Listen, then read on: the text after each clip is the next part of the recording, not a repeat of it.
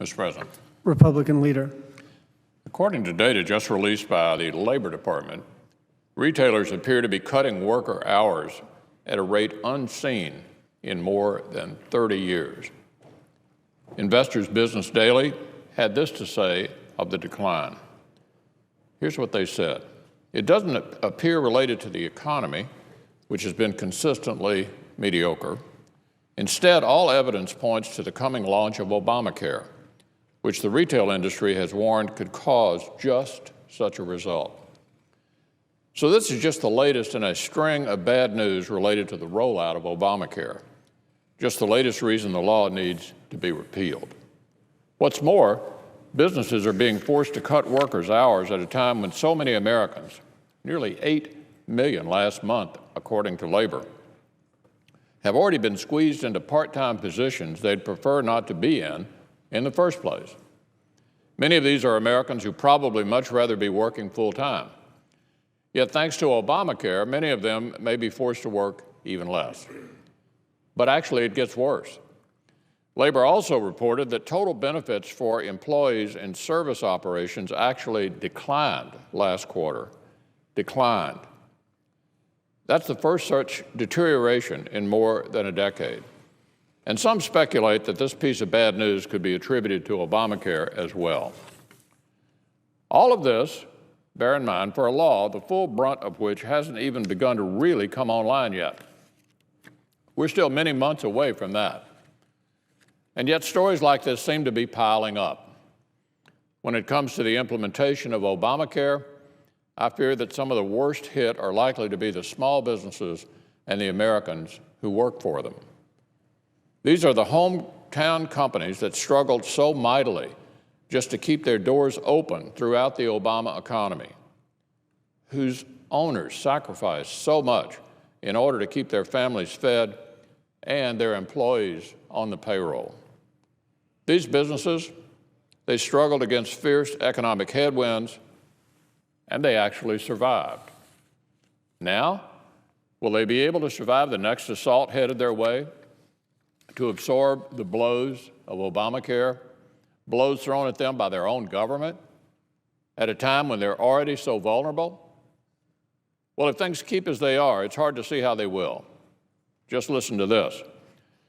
Last week, a small business owner in the barbecue restaurant business testified at a field hearing of the House Education and Workforce Committee. The owner of that company said that it will cost his business up to $200,000 to implement the Obamacare mandate. A $200,000 hit. And that company's projected profit for 2013, $240,000. Incredible. Absolutely incredible. It's not hard to see why the Democratic chairman of the Finance Committee called this law a train wreck. It's not hard to see why so many Democrats are now airing their concerns about the law out in public. Frankly, I wish they'd considered these consequences before, not after, passing the law. It's not like Republicans weren't warning about all of this. It's not like independent experts across the country weren't saying almost exactly the same thing we were saying. And it's not like common sense wouldn't simply dictate much of these outcomes either. And I see that the president has decided to pivot once again to jobs.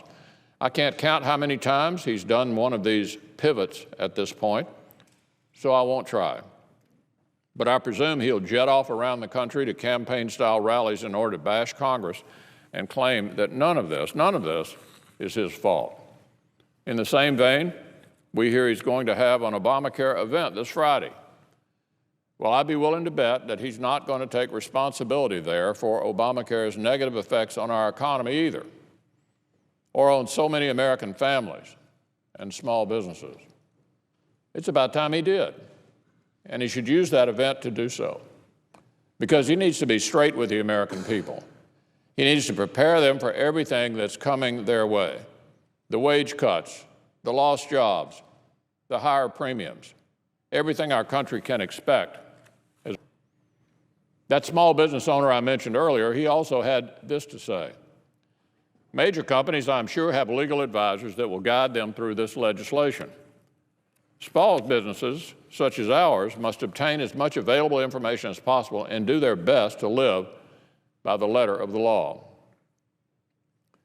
Then, because this act is complicated, hope and pray to not get penalized.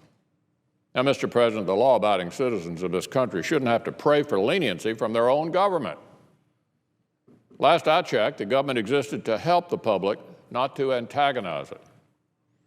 Look, after ramming the law through Congress the way he did, ignoring the warnings that all these things would happen, ignoring the will of the American people, honesty and transparency is the very least President Obama owes the American public at this point. What he really needs to do, actually, is join with Republicans in agreeing to repeal this job-killing law. He needs to acknowledge the need to scrap it and replace it with the types of common-sense reforms that will lower costs, because this law is not working. I think he already knows that. Republicans certainly know it. And more Democrats are coming around to that realization, too. So let's skip the scripted campaign events and actually work together to get something positive done for jobs, health care, and our economy. If President Obama is willing to work with us, we're here and ready to get to work.